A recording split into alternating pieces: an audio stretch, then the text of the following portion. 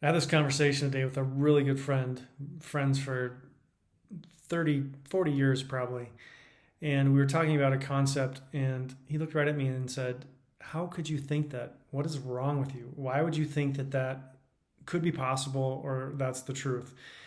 The reality is that when you make dramatic changes in your life, when you grow and you excel, there are certain people that have different human needs. Everybody has human needs, whether it's certainty, uncertainty, variety, growth, stability.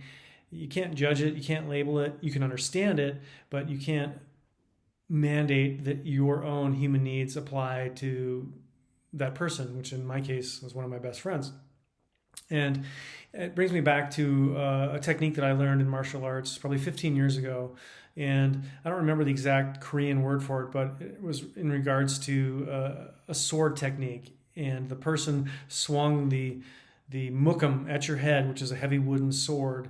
And depending on how you postured and held your sword, it would either deflect the sword and roll off your back like water, or it would impact negatively and either tweak your wrist, your shoulder, or worst case scenario, the mukam would hit you in the head, which, I mean, getting whacked in the head with a heavy piece of solid hardwood, it hurts. And it doesn't take very long to experience that sensation to understand that there needs to be a tweak in technique and mindset. And I think that oftentimes can be extrapolated to so many parts of life. Just a little tweak, a subtle adjustment, looking outside yourself, reaching up to somebody who's farther along than you are for that little nugget of wisdom, that technique, that little subtle nuance that can make all the difference.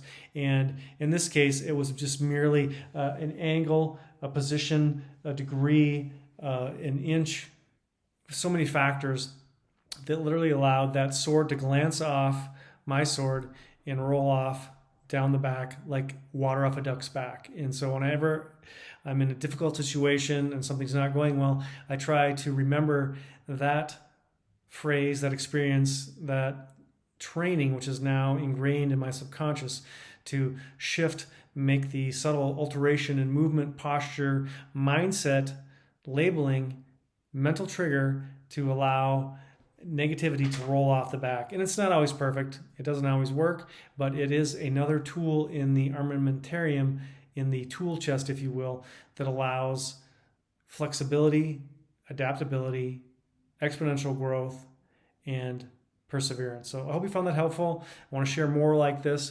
I've been in martial arts since I was 17, and I'm well beyond 17 right now, as you can tell. But anyways, have a fantastic week. Be safe. Be well.